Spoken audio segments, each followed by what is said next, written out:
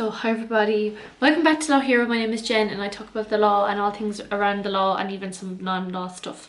Anyway, today we're going to talk about group interviews, and this is something I meant to do last year, but then everybody told me I was too late. So this year I'm making sure I'm early.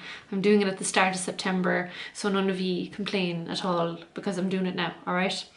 So most people, when they get called to interview, usually at Arthur Cox, but like the advice I'm going to give you will apply to any type of group interview, because it's not just Cox's that do group interview. Like other big multinational organizations do group interviews, and sometimes you can apply for a traineeship there. So this advice is for anybody going for a group interview anywhere in a legal context, all right? So for the job of trainee solicitor or in-house or whatever.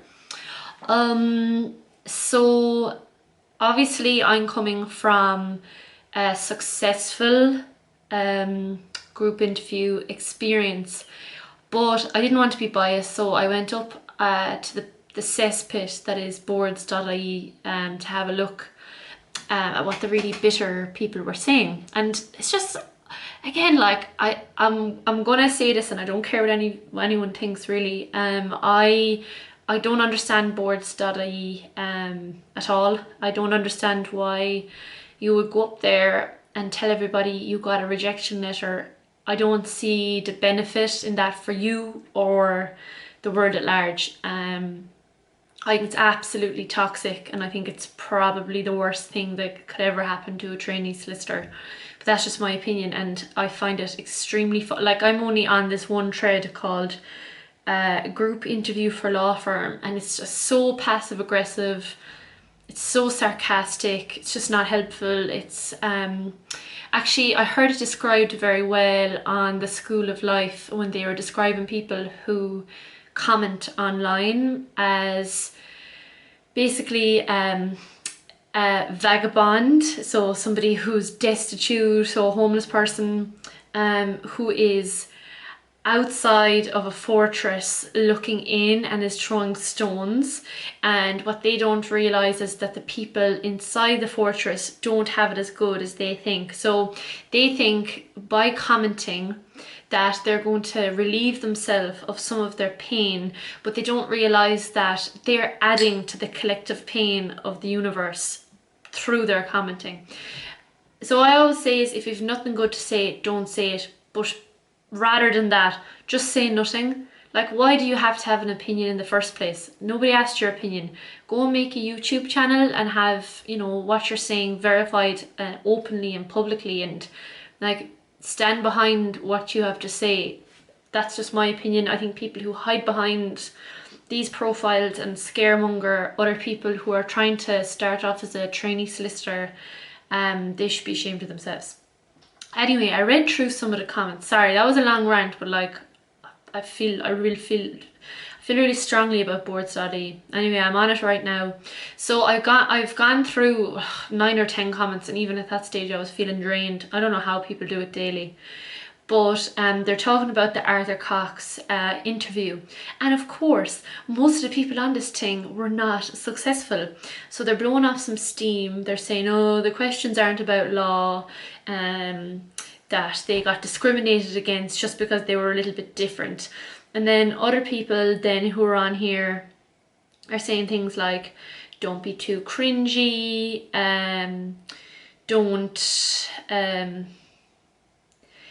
you know, don't be mental, and they're recalling some horrific experiences they've had at the group interview, and you know, there's a whole lot of sarcasm.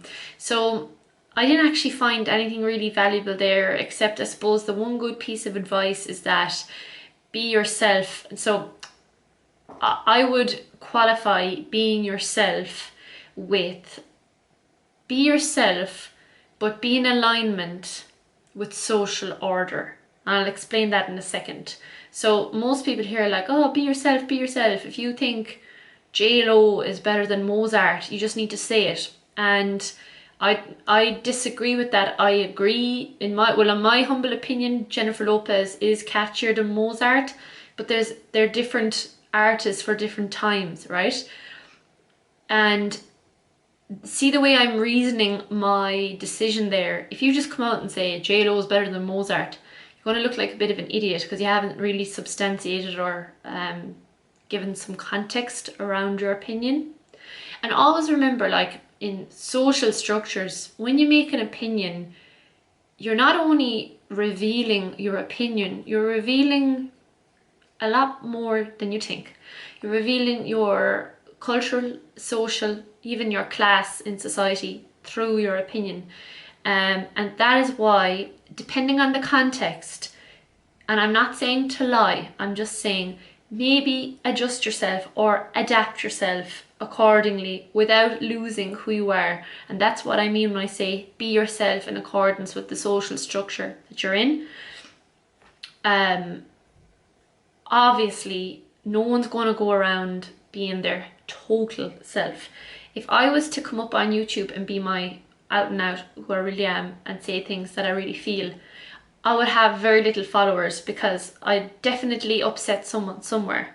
So I temper what I say with some rationality because I understand social structure. Now, I don't always get it right, but I'm learning, and so should you.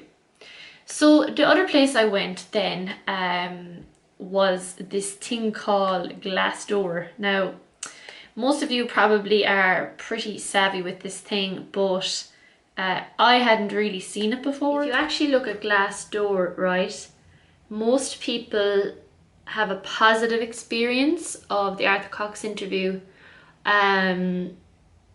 Applied online and completed a Watson-Glaser test, got selected for an interview, which was a 2-stage process with group then followed by individual.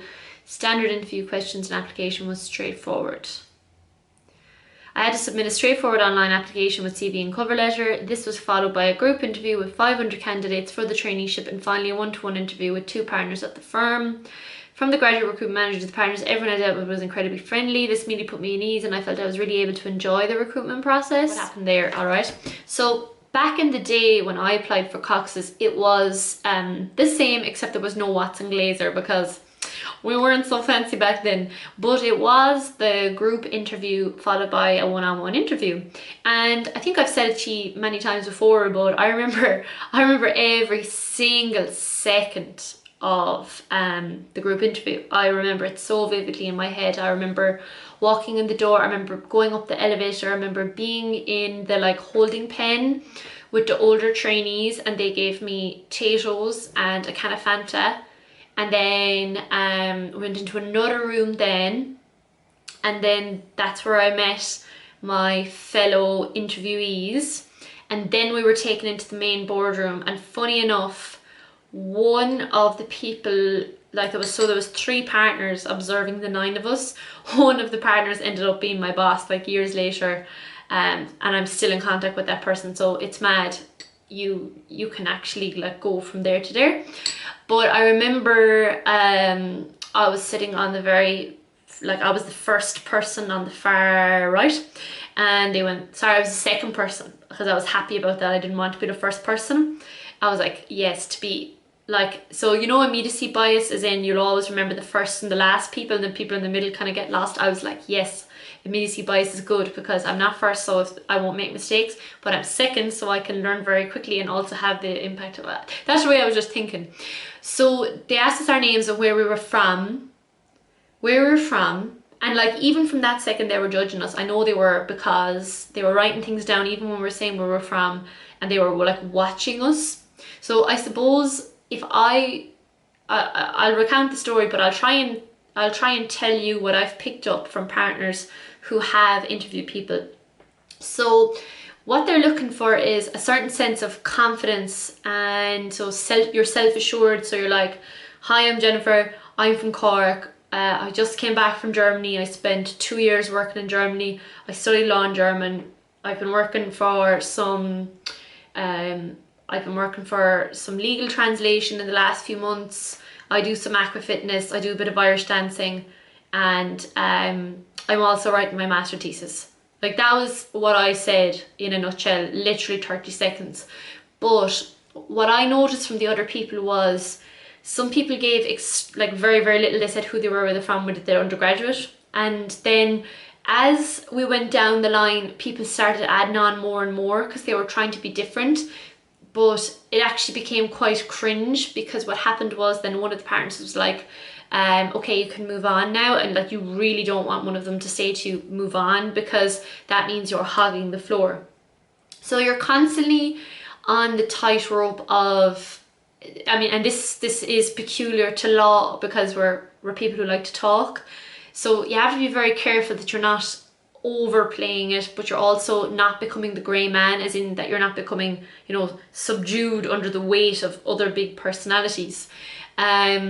So you're a bit like the Queen of England, like you're real confident, like you're very relaxed in who you are, what you're doing, what your modus operandi is, but you're not speaking too much. Like you're not speaking like I am right now, which is a lot. You're saying what needs to be said with a lot of depth in the most succinct way possible, and you're also being extremely mannerly to the people around you. Like honestly, I would actually say, I just came up with that there now, the Queen of England, if you can emulate her poise and presence when you're in the group interview, you'll be fine. I think. So after asking us that question, then they started with they had already given us a like a teaser question or an icebreaker question when we were in the holding pen, which was, what's your favorite movie? And like that's just a very general question, but actually it was extremely telling of not only the personalities, but you know, and this is what you have to be hyper aware of, is that the question about what's your favorite film or what's your favorite movie, they don't just want to see, are you able to explain why it's your favorite movie?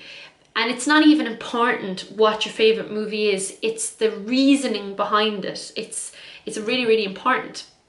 So I think I already said this to you before, but so I was thinking on my feet. I was like, okay, favorite film. Like I had just flown in from Germany and I had watched The Guard in German, in Germany, and it made me feel very homesick, especially when the people in the film spoke Irish. When he went to Connemara and the people spoke Irish, and that made me feel very homesick. And I explained that. So I told them that my favourite film at the moment was The Guard, and that I love Brendan Gleeson, and you know, the whole thing made me feel like very homesick, and that off the back of that, watching that film, I actually signed up to Irish dancing classes in the German village I was living in, and got, you know, made loads of friends and got to go to different dance competitions with a whole new group of people I never would have met were it not for that film.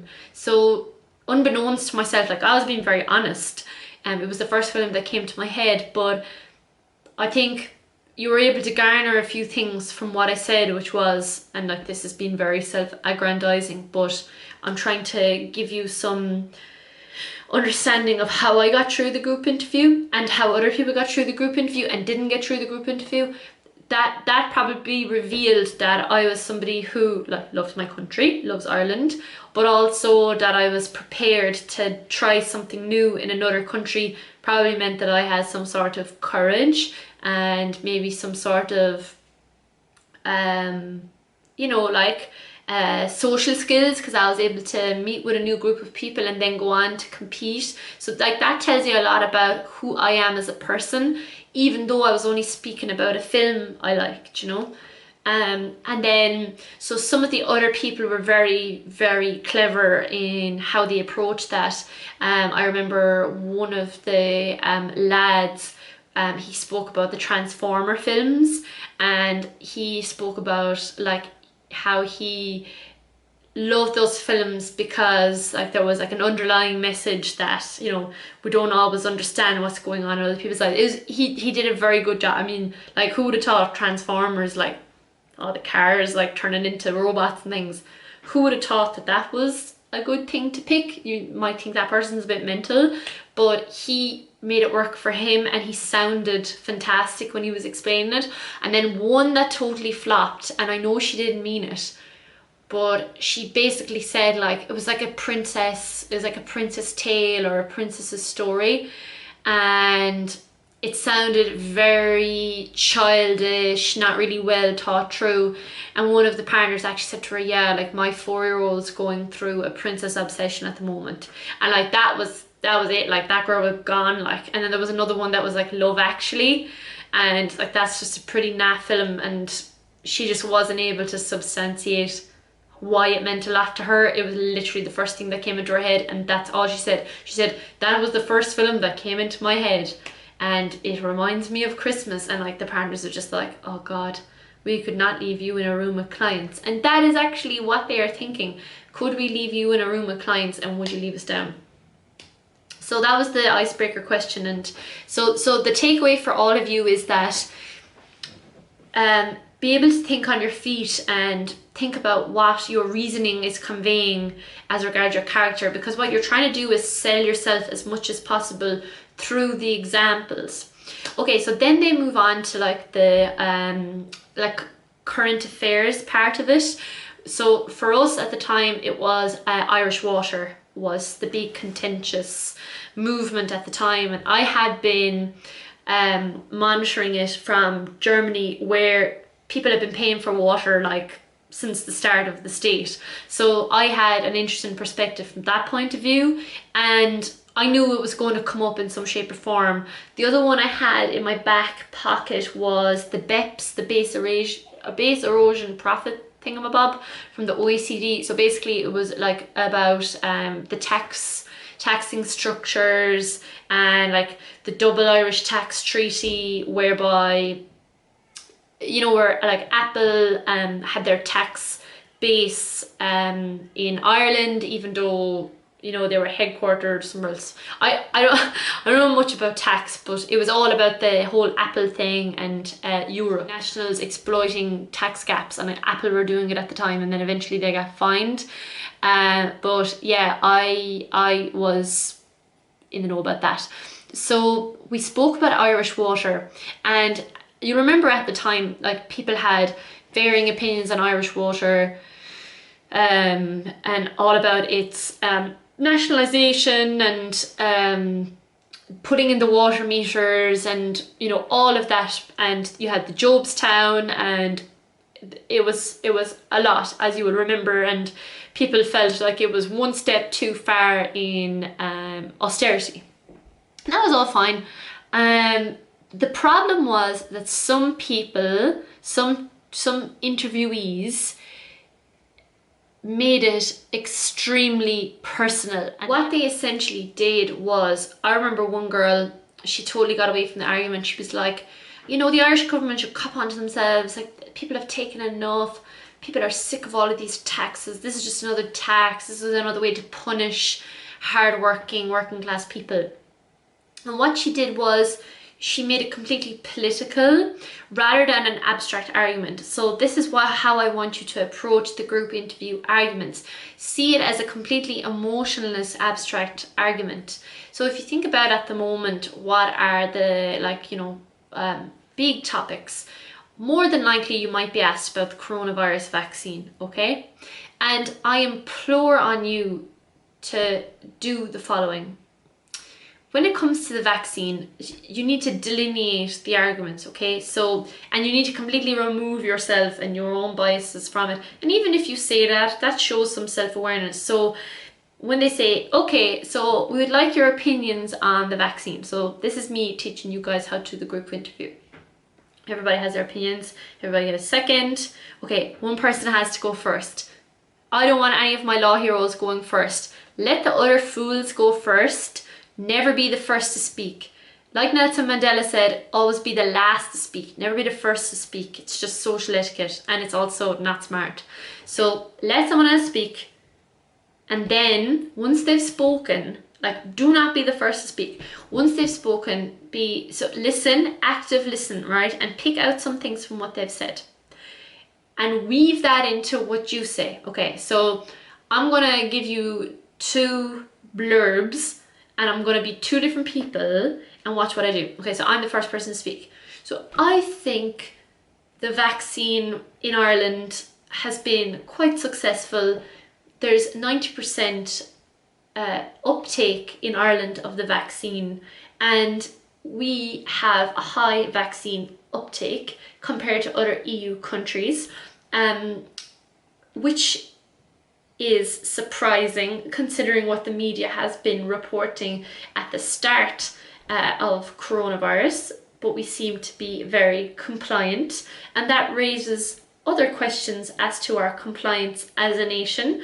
It also makes you think from a cultural, historical and social point of view as to what kind of people are in this country, what is the demographic of those people.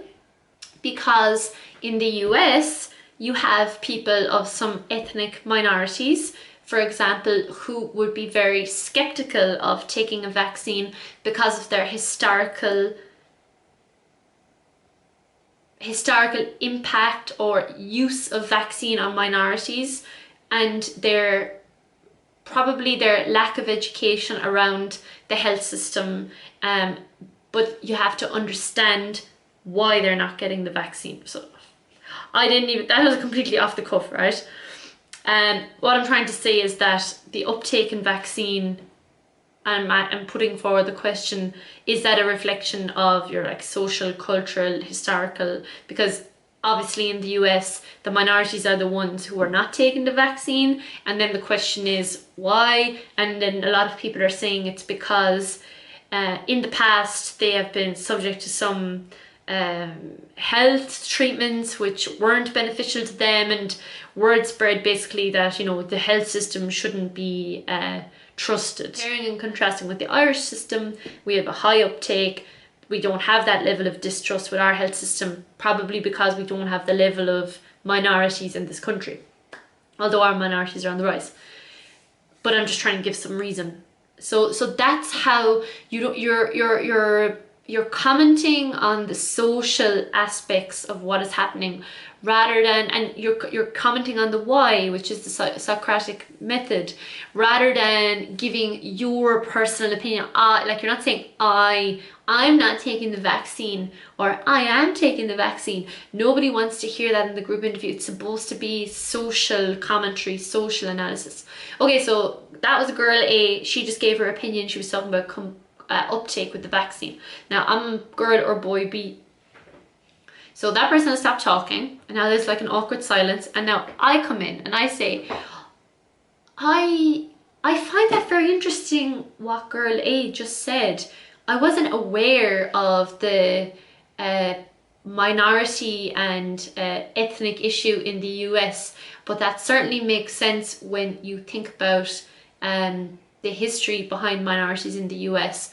And also when you compare that to the level of minorities in Ireland, that certainly seems to make sense from a statistical point of view.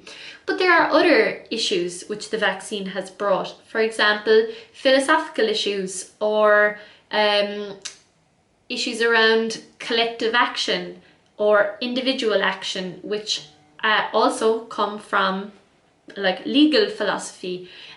So for example, you have social contracts. Should you act for yourself in such a rugged individualistic state and only care about your own self-interest, which is reflected in capitalism, or should you be vaccinated and protect others, which is a more liberalist approach, but could also be equated with communism? And that would be something a little bit far out there, but it would be quite an interesting point to raise, and it shows that you've thought about things that are happening in the world, not just from your point of view, but from a collective point of view. And the other thing, you could say lots of other things. You could say that, for example, the pandemic is very lucrative for certain industrial players like pharmaceutical companies, for example, and less lucrative, for example, for tourism or live sports or live concerts and things like that. Just make sure you speak about it from a social commentary point of view. Okay, the final thing I'll say is, and I think I said this already, just like Mandiba, always get the final word, and this was my ultimate goal. So sorry, there's two things left to say. Learn what the values are of the law firm and drop them in as much as you can into your interview. Not by explicitly saying what they are, but implicitly. So for example, like collaboration, innovation, like drive, all of those things, filter them into your examples by showing your character, and then finally get the final word. So I'll explain to you how I did this. So I knew that the group interview was slowly tailing off, as in energies were low and people were about to leave the room and things were going to end, right? People were done. And the final question was around, because we actually did talk about tax. And the final question was, should there be a European-wide tax? As in, should it be at European level and not at member state level? So I had people talk. People have big opinions on tax. I don't really have a big opinion on tax. So I was like, I'm going to back off on this. I'm going to gamble that this is the last discussion piece and I'm going to be the last person to speak. So I just sat. And I recorded in my mind what every person was saying. And I was like, okay, I'm going to summarize all of this up. I'm going to mention every single person's name. So like 7 people who had spoken. I think one person didn't. The 7 other people who had spoken, my aim was I'm going to mention all of them. And I'm going to allude to every one of their points. And then I'm going to slam my point in at the last. And then they're going to cut me off and we're going to be done. And I'm going to be back. And that's exactly what I did. Right? So I was like, as Mary said, as John said, as Brian said, as la la la, but this is what I think.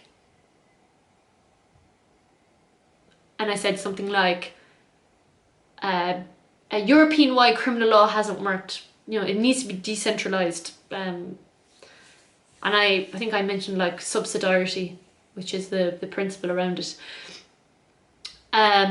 However, my brilliant plan to be the last speaker was foiled by a boy who basically said, I disagree with what she said. And then they ended it. But then I was thinking to myself, do you know what? He looked like a fool because he didn't have such a lovely argument. All he came back and said, I disagree, but he never substantiated it. And I was like, do you know what? I'm actually even happy that happened. And turns out me and him were called back. So make of that what you will. And I really do think it's the immediacy bias. I think people remember the last and first person better than they do those in the middle.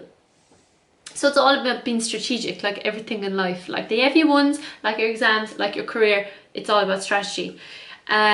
Okay, I'm not going to speak anymore. I probably think this is one of the longest videos I ever made, but I just love talking about stuff like this. I hope you enjoyed yourself. I certainly did enjoy myself recounting tales of old. Would you believe that that was in the year 2015? So that was 6 years ago. Yeah, 6 years ago this winter. So, you know, if I can do it, you can do it. Best of luck in your group interview. Please let me know how you get on, and yeah, hopefully you get a traineeship and join the crazy bandwagon of solicitors that are out there trying to do good for everybody else. See you in the next one.